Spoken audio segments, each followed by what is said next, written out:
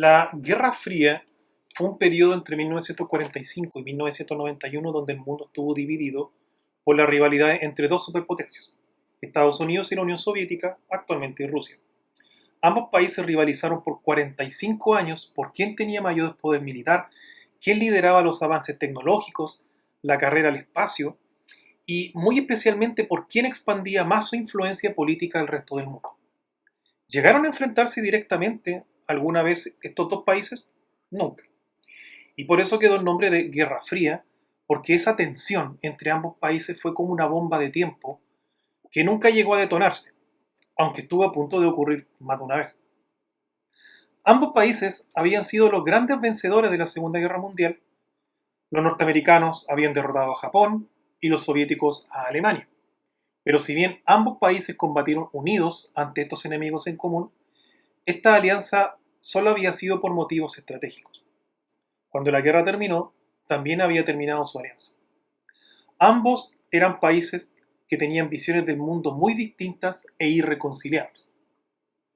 Por una parte, la Unión Soviética funcionaba bajo la dictadura de un partido político único, el Partido Comunista, que era el único partido legal del país.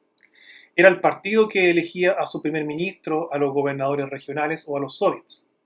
Y la influencia en la vida pública y privada era total. No había medios de comunicación independientes, radio, prensa o televisión. Todas pertenecían al gobierno y las voces disidentes eran rápidamente encarceladas o exiliados. Por otra parte, Estados Unidos era y es una democracia amparada en una constitución que garantiza la elección de sus gobernantes, la libertad de expresión y los derechos civiles. Muchas de estas premisas no se cumplían siempre, como la discriminación racial, pero en esencia era una sociedad a favor de la igualdad. La Unión Soviética tenía una visión socialista de la economía, es decir, creía que era el Estado el principal responsable de qué, cómo y cuánto producir. Por ejemplo, si el objetivo dentro de 5 años era desarrollar energía atómica o llevar un satélite al espacio, toda la población, desde el campesino que produce trigo, a los obreros del acero, los mineros, los técnicos, ingenieros y físicos, debían estar dedicados por completo a la producción que ordenaba el gobierno. Era el gobierno, de hecho, quien planificaba la economía. La propiedad era social, o sea, era de todos. No había propiedad privada. Estados Unidos, por contraparte, tiene una visión capitalista de la economía, es decir, que debe ser el capital o el aporte monetario individual, el libre emprendimiento y la iniciativa de las personas lo que debe decidir qué, cómo y cuánto producir. Oferta y demanda. Lo que la gente quiere, se le vende. El Estado no interviene. Sin embargo, este sistema económico no ha estado libre de críticas por la desigualdad que promueve, el abuso de los empresarios, las empresas gigantes que aplastan a las empresas pequeñas, las injusticias y la falta de interés del Estado por proteger la salud y la educación de los más necesitados.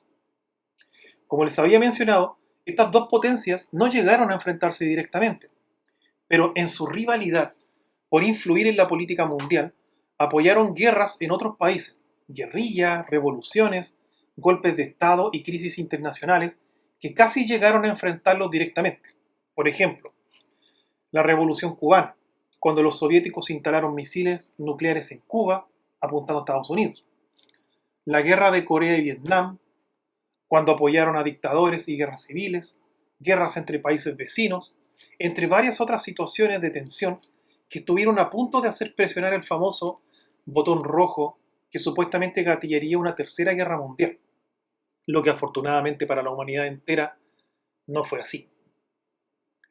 Hoy, 2021, ¿quedan todavía ecos de esa rivalidad que terminó hace ya casi 30 años? Sin duda. Y de hecho, la Guerra Fría sigue influyendo enormemente en el mapa geopolítico mundial. Pero también el mundo ha cambiado mucho desde entonces. ¿Hay países y potencias nuevas rivalizando por el predominio mundial? ¿Hay visiones distintas de la economía o de la política? ¿Volveremos a vivir bajo el temor de una tercera guerra mundial? Todo esto y otras preguntas las veremos en nuestro próximo capítulo.